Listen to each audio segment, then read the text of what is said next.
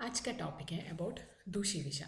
दूषी विषा जो है it's specific and unique with respect to Ayurveda. हम जो आयुर्वेद में जैसे विरुद्धाहार के बारे में बताते हैं वो कोई दूसरा साइंस में नहीं है, ऐसा ही है दूषी विषा। दूषी विषा के बारे में ही दूसरा कोई साइंस मेंशन ही नहीं किया है, इसलिए हम दूषी विष का वैरिड एस्पेक्ट्स में बताते हैं। हमें जो लाइफस्टाइल डिसीजेस सभी जो आते हैं उन सभी को दूषी विष से ज़्यादातर कंपेयर कर सकते हैं। तो फिर ज़्यादातर दूषी विष जो है दुष धातु प्लस नीच प्लस अच्छी प्रत्यय से दूषी नाम आ जाते हैं। दुष नाम का मीनिंग है जो कुछ भी दूषित बन जाते हैं, वो अपवित्र बन जाते हैं। विकृत प्राकृतिक विष जो होते हैं उस सभी को दूषी विष में होते हैं।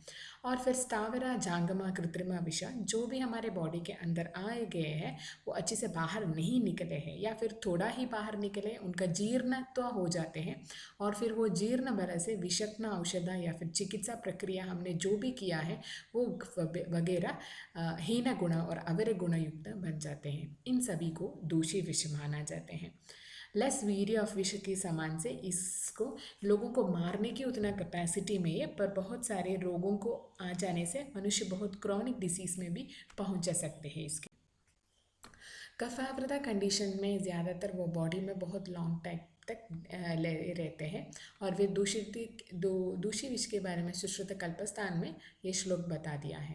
दूषितम देश कालान दिवा स्वप्नेर अभीक्ष्णश एक्स्मात् दूष्यते धातुस्तस्मात् दूषी विषम स्मृतम, यानी कि दूषी विष जो होते हैं दूषी धातु दूषण को कर लेता है, टुगेदर विद देश काल अन्न दिवा स्वप्न को भी दूषण कर देता है। इसी गुण से इसको दूषी विष माना जाते हैं। जो भी 10 गुना से विषा जो होते हैं दूषी विष में वो लेस पोटेंट हो जाते हैं, नॉर्मल विष से कम पोटेंट है, क्योंकि इनकी तीक्ष्णता और उष्णता कम होते हैं। क्योंकि नॉर्मल विष जो होते हैं बहुत तीक्ष्ण उष्ण गुण के होते हैं, इसलिए हानिकारक और फिर लोगों को मारने की कैपेसिटी है। पर दूषी विष जो होते हैं तीक्ष्णता और उष्णता कम होते हैं, इसलिए लोगों को मारते नहीं पर रोगावृत बना जाता है।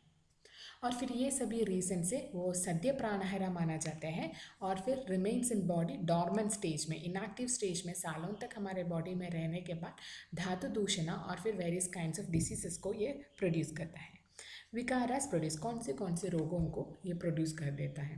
अन्नमदा अविपाका अरोचका मंडलकोटा त्वचा मोहा धातुक्षय और फिर हस्तपाद शोफा जलोदरा चर्ती अतिसारा विवर्णता मूर्छा विषमज्वर और फिर प्रबल तृष्ण को ये प्रोड्यूस देता है।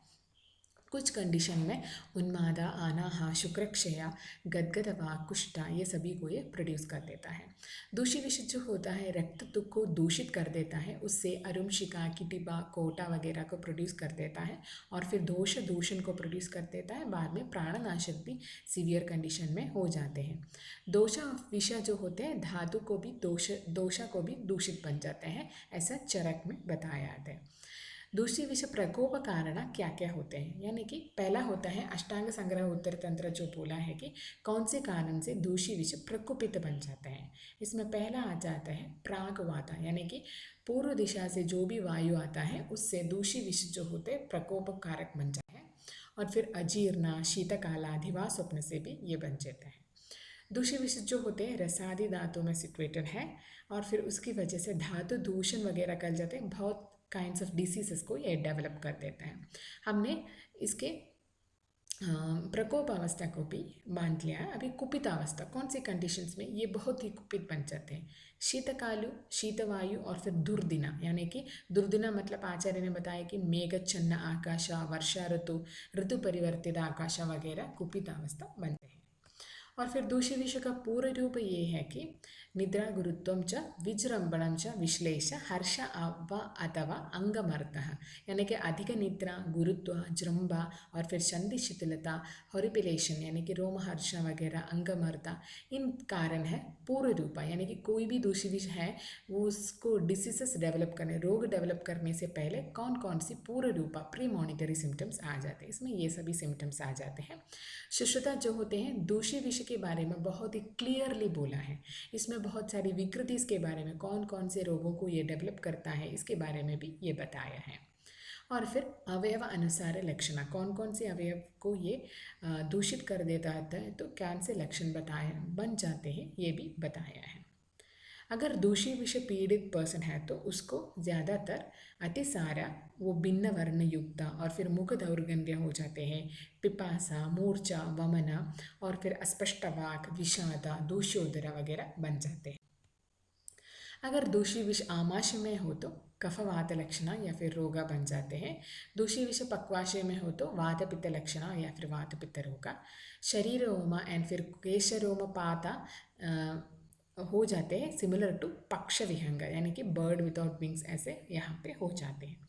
अनटाइमली अहितकर आहार विहार, प्रतिकूल आचरण वगैरह यहाँ पे दिख जाते हैं। अदर काला प्रोग्रेस बहुत काल आगे बन जाते हैं तो दूषित विष जो होते हैं धातु प्रकोपक हो जाते हैं, उसकी वजह से बहुत सारे रोग वहाँ पे आ जाते हैं और उसकी वजह से रोग सर्वरोग पीड़ित बन जाते हैं।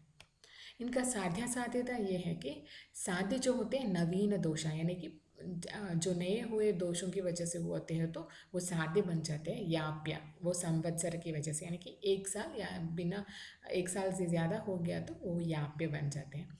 असाध्य जब है जब वो आदमी का शारीरिक बल बहुत ही हीन और फिर अवरा कंडीशन में है या फिर अहित सेवी पुरुष में भी ये असाध्य बन जाते हैं।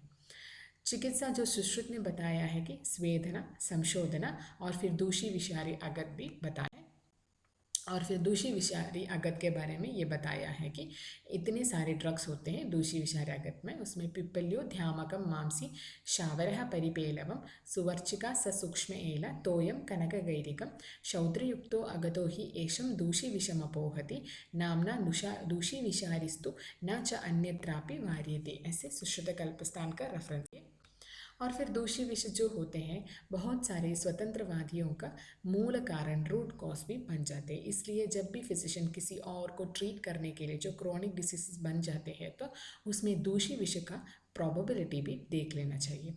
और फिर डिसीजेस जब चिरकाला ओरिजिन में है तो उसमें दूषी विष चिकित्सा करने के बाद हम वो डिसीज की चिकित्सा पहले करना चाहिए। अहितकर आहार पदार्थ जो होते हैं मॉडर्न लाइफस्टाइल में हम करते हैं उसको दूषी विष चिकित्सा से ही हम अप्लाई करके चिकित्सा देना चाहिए। और फिर पेंट्स, इनामल्स, पेस्टिसाइड्स, प्रिजर्वेटिव्स या फिर आर्टिफिशियल कलर्स, कॉस्मेटिक्स एक्सेट्रा जो भी हम यूज़ करते हैं इन सभी का असर कम क्वांटिटी में हमारे बॉडी के अंदर हो जाते हैं और वही बाद में दूषी विष बनकर चिरकाल व्याधि प्रोड्यूस कर देता है। और फिर उसके अलावा सम ड्रग्स यानी कि जो भी हम एलोपैथिक ड्रग्स या फिर आयुर्वेदिक ड्रग्स उनकी एक्यूमुलेटेड डोसेज से इससे बॉडी के अंदर फंस जाता है, एक्यूमुलेट हो जाते हैं, उससे बॉडी में भी असर हो जाता है, हमारे शरीर में प्रभाव यानी कि कालांतर में इसका प्रभाव बन ही जाता है और फिर वो दूषी विष भी बन जाते हैं। इसलिए दूषी विष जो होते हैं आयुर्वेद में वो मॉडर्न लाइफस्टाइल को भी कोरिलेट करके इसके बारे में बताया है।